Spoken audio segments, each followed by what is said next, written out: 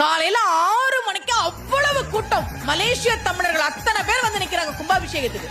அவங்க கும்பாபிஷேகம் நடந்து முடிகிற வரைக்கும் திரும்ப திரும்ப சொன்ன ஒரு வாக்கியம் என்னன்னா, இன்பமே சூழ்க எல்லோரும் வாழ்க. பாத்தியா படையப்பனுடைய படைய. Daddy's home.